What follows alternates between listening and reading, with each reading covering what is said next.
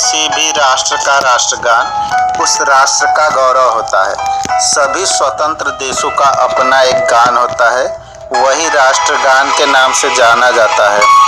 प्रत्येक राष्ट्र अपने राष्ट्रगान का सम्मान करता है।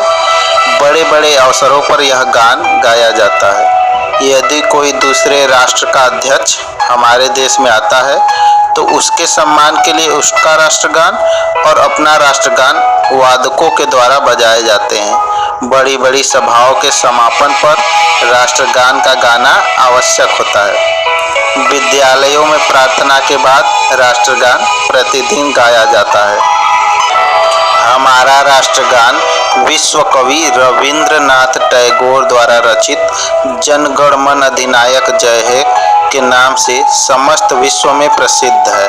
हमारे राष्ट्रगान में भारत के अंगभूत प्रांतों विंध्य और हिमालय पर्वतों, गंगा यमुना आदि नदियों का उल्लेख करके देश की विशालता, राष्ट्र की अखंडता, संस्कृति तथा गौरव को विश्व कवि ने वर्णित किया है। यह राष्ट्रगान 52 सेकंड का है। उसके गाने में 52 सेकंड का समय की अपेक्षा होती है, न उससे अधिक की और न उससे कम की। राष्ट्रगान के उतार और चढ़ाव भी निश्चित है, इसको बदला नहीं जा सकता। राष्ट्रगान को सदा सावधान अवस्था में खड़े हुए मनुष्यों के द्वारा गाया जाना चाहिए। राष्ट्रगान के अवसर पर शरीर के अंगों का संचालन भी वर्जित है। यदि चलते हुए किसी मनुष्य के कानों में गाए जाते हुए राष्ट्रगान की ध्वनि दूर से भी पड़ती है तो वही सावधान मुद्रा में उसको खड़ा हो जाना चाहिए। राष्ट्रगान को श्रद्धा का पात्र होता है और इसे श्रद्धा पूर्वक ही गाया जाना चाहिए। किसी भी देश में राष्ट्रगान का गाया जाना अनिवार्य हो सकता है और उसके असम्मान या अवहेलना पर दंड का विधान भी हो सकता है। भारत के सर्वोच्च न्यायालय के अनुसार यदि कोई व्यक्ति राष्ट्रगान के अवसर पर इसमें सम्मिलित न होकर केवल आदरपूर्वक मौन खड़ा रहता है तो उसे अवहेलना नहीं कहा जा सकता। भारत में धर्म इत्यादि के आधार पर लोगों को ऐसी छूट दी गई है। भारत के राष्ट्रगान का प्रकाशन सर्वप्रथम 1912 में तत्वबोधिनी पत्रिका में भारत विधाता शीर्षक से हुआ था। आदरणीय गुरुदेव जी ने राष्ट्रगान की रचना वर्ष 1911 में ही कर ली थी। इसे पहली बार 27 दिसंबर 1911 को कलकत्ता में भारतीय राष्ट्रीय कांग्रेस की बैठक में गाया गया था। राष्ट्रगान को मूल रूप से बांग्ला भाषा में लिखा गया था, लेकिन इसे बाद में इसका अनुवाद हिंदी और अंग्रेजी में भी कर दिया गया था। राष्ट्रगान को बजते समय सबसे ज़्यादा सावधानी बरतनी पड़ती है। राष्ट्रगान को हर कहीं नहीं बजाया जाना चाहिए और जब कभी भी राष्ट्रगान बजता है तो उस समय अगर कोई नागरिक बैठा भी है तो उसे हमेशा सावधान की मुद्रा में खड़ा हो जाना चाहिए।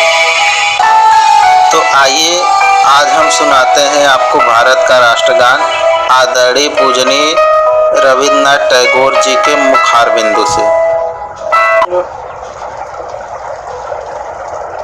मन अधिनायक जय हे भारत भाग्य विधाता, पंजाब सिंध गुजरात मराठा द्राविड़ उत्कल बंगा, सिंध हिमाचल यमुना गंगा उत्कल जलधि तरंगा।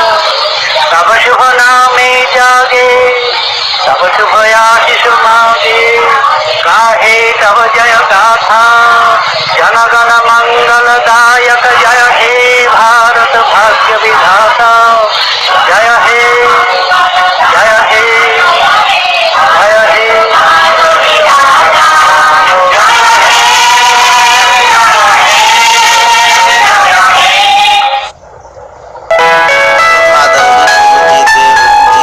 अपने मस्तिष्क में ऐसी कौन सी विचारधारा लाई होगी और राष्ट्रगान के संबंध में विचार किया होगा। तो आइए राष्ट्रगान का हिंदी अनुवाद समझते हैं। सभी लोगों के मस्तिष्क के शासक कला तुम हो। भारत